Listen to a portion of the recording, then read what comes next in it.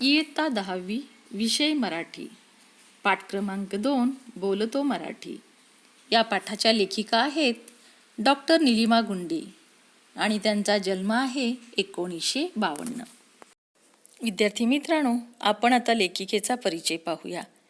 Doctor Nilima गुंडी ह्या मराठी विषयाच्या प्राध्यापिका तसेच भाषाशास्त्रज्ञ लेखिका म्हणून प्रसिद्ध आहेत व 2011 सालच्या बेळगावच्या मंथन महिला साहित्य संमेलनाच्या अध्यक्षा होत्या. महाराष्ट्र साहित्यिक परिषदेच्या पुणे शाखेतर्फे प्रसिद्ध होणाऱ्या संवेदना या 2011 व 12 सालच्या दिवाळी अंकांसाठी मुख्य संपादक पद त्यांनी भूषवलेलं होतं. लेखिकेचं साहित्य लेखन आपण पाहूया. अक्षरांचा देव आणि निरागस हे 2 त्यांचे बालसाहित्य आहेत. तसेच ललित साहित्यामध्ये देठ जगण्याचा आणि रंगांचा थवा. त्यांची काही पुस्तकेही प्रकाशित आहेत. त्यापैकी भाषाप्रकाश, भाषाभान, भाषाज्ञान, शब्दांची पहाट, भारतीय भाषातील स्त्री साहित्याचा मागोवा खंड 1 व 2, लाटांचे मनोगत, विचारशिल्प इत्यादी त्यांचं लेखन आहे.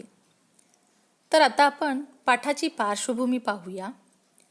मराठी भाषा किती समृद्ध आहे हे सांगताना लेखिका डॉक्टर निलिमा गुंडी यांनी आपल्या जीवनात मराठी भाषेचे स्थान आपण कायम ठेवल्यास मनातले भाव त्यातील अर्थसौंदर्यासह सूक्ष्मपणे कसे उलगडतात हे सांगितले आहे.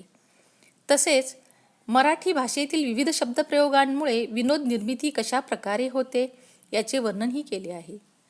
भाषेची गंमत जगण्यासाठी आणि जाणण्यासाठी त्यातील शब्दांची उत्पत्ती कशी झाली याचा शोध घेतल्यास खूप रंजक व नवीन माहितीही आपल्याला मिळते, हे प्रस्तुत पाठातून लेखिकेने स्पष्ट केले आहे. आपण आता पाठ पाहूया. परवा वर्तमानपत्रात एक विनोद आला होता.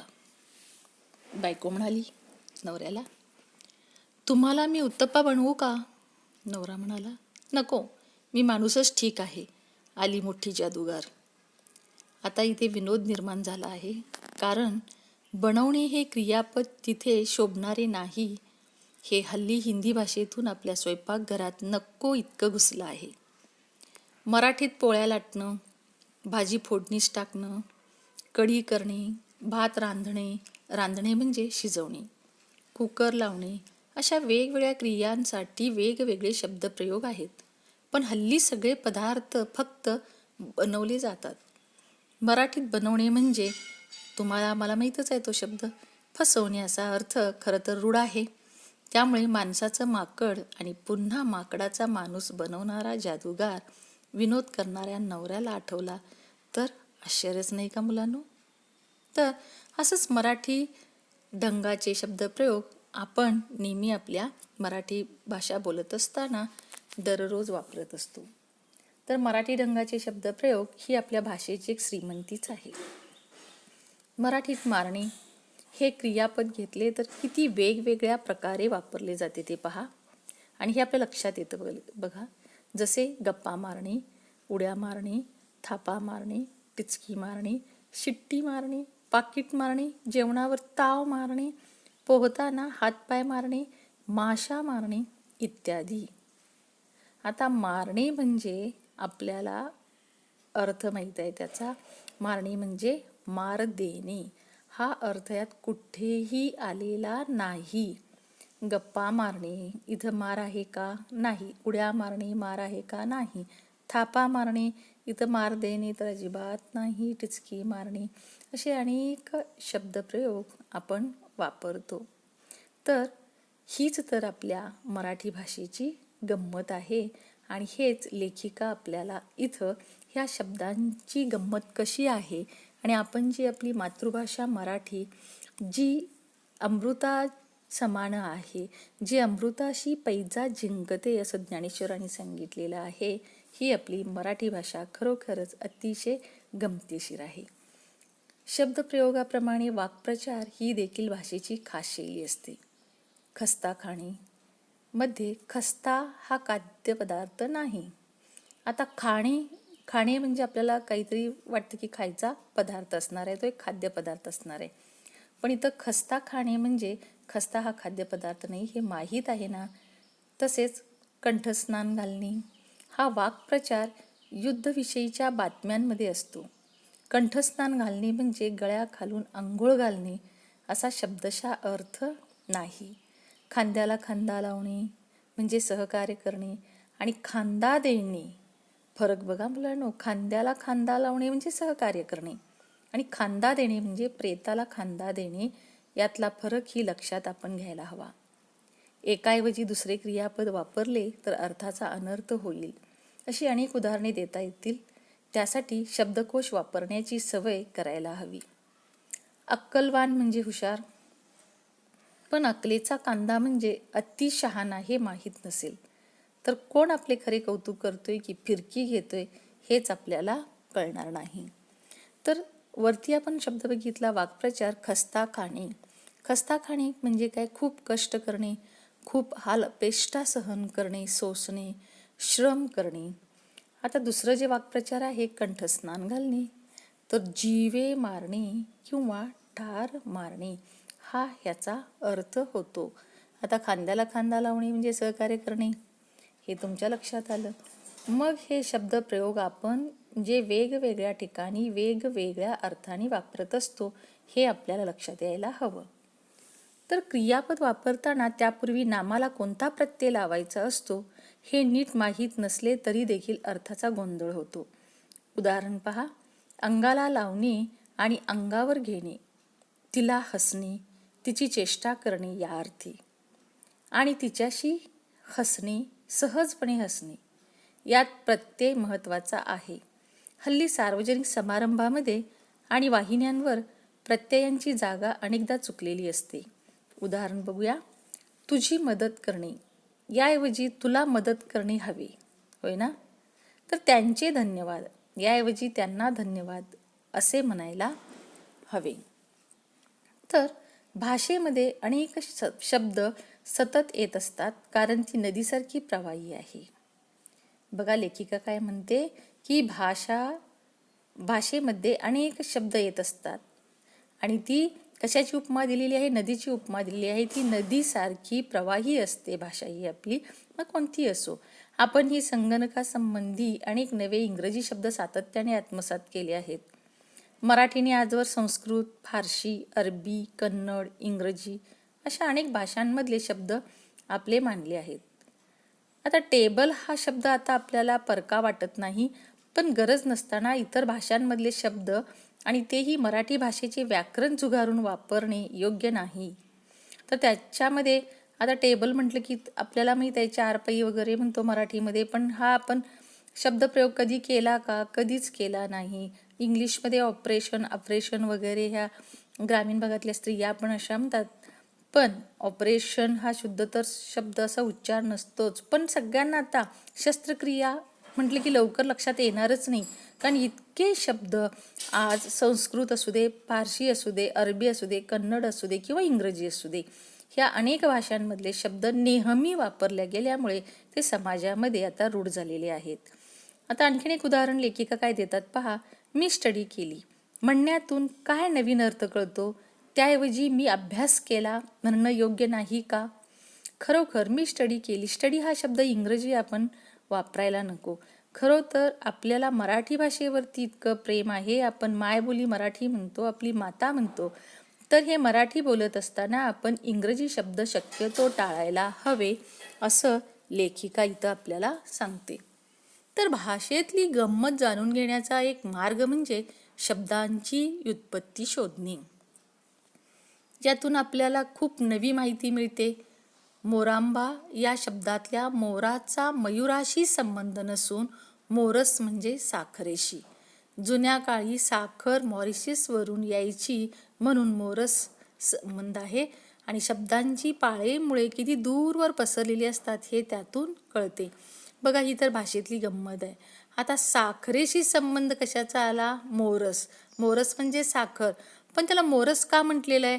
तर जुन्या काळी साखर मॉरिशसवरून यायची म्हणून त्याला मोरस असं म्हणत होते. कदर करणे असे आपण म्हणतो. तो वाक्प्रचार आहे.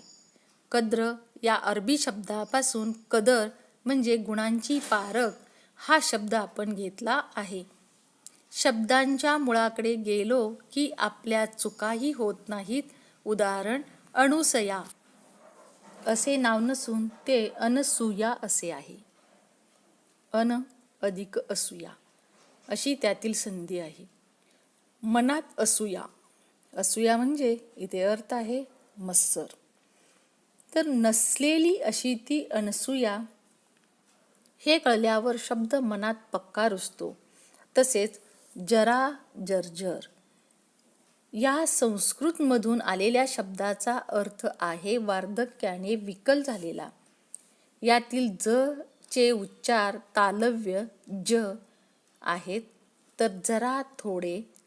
जर कलाभूत या शब्दातील ज चे उच्चार दंतमुलीय आहेत. दंतमुलीय म्हणजे जे ध्वनी उच्चारताना जिभेच्या टोकाचा वरच्या दाताच्या मुळांना स्पर्श होतो असे ध्वनी. तर उच्चारावरही त्याचा अर्थ अवलंबून असतो. तर भाषेत आपण शब्द कसे उच्चारतो, कोणत्या अक्षराशी शब्द जोडतो, कोणत्या अक्षराशी शब्द तोडतो, या साऱ्यांना महत्त्व असते.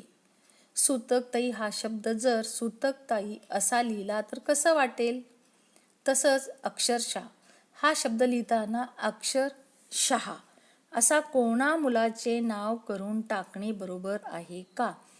तर ह्याच्यामध्ये आपल्याला संधी लिहायची नाही. सूतकताई सुद्धा आपण सूतकताई हा एकच शब्द लिहिलेलं चांगलं.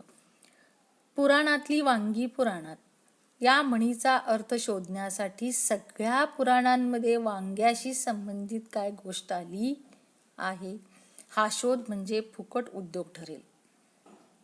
तिथे मूळ म्हण होती पुराणातली वानगी पुराणात. आता वानगी म्हणजे उदाहरणे, पण वानगी झाली वांगी आणि आपण शोधत राहिलो वांग्याविषयीच्या गोष्टी.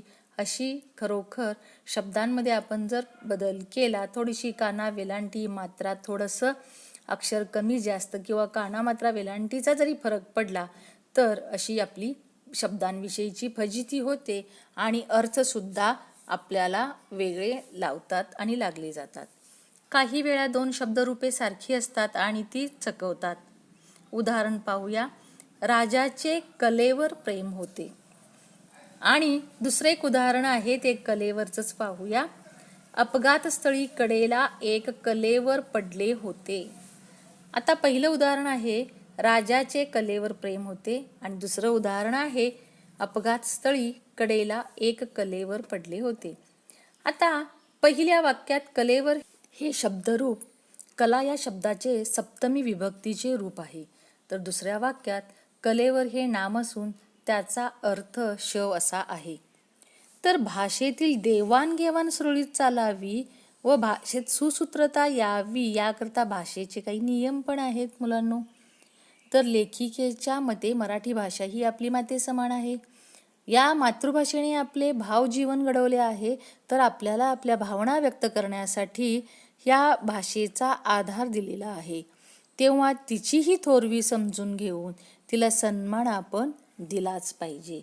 तर दुसरी गोष्ट म्हणजे आता इथं आपण आपल्या भाषेवर प्रेम करायचं असेल तर ती भाषेतली अशी शक्तीस्थळ जाणून घ्यायला हवी. भाषेचा योग्य सन्मान तर राखायलाच हवा. तर आपल्या घरीदारी बोलली जाणारी मराठी भाषा ही आपल्याला आईच्या ठिकाणी आहे. तिने आपल्या भावजीवनाला आकार दिला आहे, आपल्या भावना व्यक्त करायला आधार दिला आहे. तिच्याशी आपले खास जिव्हाळ्याचे नाते असायला हवे. त्यासाठी तिचे ज्ञानही आपण मिळवायला हवे. ह्यासाठीच आपण भाषेचा मराठी भाषेचा शब्दकोश आहे तो तुम्ही पाहायला हवा. प्रत्येक भाषेचा अर्थ एक दोन प्रकारे वापरला जातो. तो वेगवेगळ्या अर्थाने कसा वापरला जातो जेव्हा तुम्ही शब्दकोश पाहाल तेव्हा तुमच्या नक्कीच हे लक्षात येईल. तर आपली भाषा ही हवेसारखी आपल्या आत बाहेर असते. तिचे जीवनातले महत्त्वाचे स्थान कायम ठेवायला हवे. उदाहरण, आता पाऊस पडत आहे. पाऊस पडणे या घटनेविषयी दोन वाक्यातून कशी दोन प्रकारे प्रतिक्रिया देता येते ते पहा. एक उदाहरण आहे, पावसाने स्वतः जातीने हजेरी लावून वन महोत्सवाला दाद दिली. तर ह्यात सुखकर असं वाटतं आपल्याला बरं का. आणि दुसरं आहे, सकाळी सकाळी पाऊस आल्यामुळे माझ्या मॉर्निंग वॉकच्या बेतावर पाणी पडले. आता इथं कसंही नैराश्य आहे, दुःख वाटतं की पाऊस पडत आहे, पाऊस पडणे या घटनेविषयी 2 वाक्यातून वेगळ्या प्रतिक्रिया. म्हणजे काही ठिकाणी आपल्याला नैराश्यही येतं, काही ठिकाणी आपल्याला सुखावं असंही वाटतं. तर पहिल्या उदाहरणामध्ये पावसाने स्वतः जातीने हजेरी लावून वन महोत्सवाला दाद दिली हे सुखावं असलं तरी सकाळी सकाळी पाऊस आल्यामुळे माझ्या मॉर्निंग वॉकच्या बेतावर पाणी पडलं. खरंच इथं असं निराशा लगे उत्पन्न होते. अशी अनेक वाक्ये तयार करता येतील, त्यातून भाव खुलत जातात. भाषा अशी आपल्या मनातले भाव सूक्ष्मपणे सांगायला मदत करत असते. त्यामुळे तिचे अर्थ सौंदर्य कळल्यावरच आपण लाभले आम्हास भाग्य बोलतो मराठी असे कविवर्य सुरेश भटांचे शब्द उच्चारायला खऱ्या अर्थाने पात्र ठरू हे विसरून चालणार नाही. विद्यार्थी मित्रांनो, सुरेश भट यांची ही कविता मी तुम्हास म्हणून दाखवते. लाभले आम्हास भाग्य बोलतो मराठी, जाहलो खरेच धन्य ऐकतो मराठी. लाभले आम्हास भाग्य बोलतो मराठी, जाहलो खरेच धन्य ऐकतो मराठी. धर्म पंथ जात एक जाणतो मराठी, एवढ्या जगात माय मानतो मराठी. धर्म पंथ जात एक जाणतो मराठी, एवढ्या जगात माय मानतो मराठी. बोलतो मराठी ऐकतो मराठी, बोलतो मराठी ऐकतो मराठी, जाणतो मराठी मानतो मराठी. जाणतो मराठी मानतो मराठी, आमुच्या मनामनात दंगते मराठी, आमुच्या रगारग रंगते मराठी. आमुच्या मनामनात दंगते मराठी, आमुच्या रगारगात रंगते मराठी, आमुच्या रगारगात रंगते मराठी.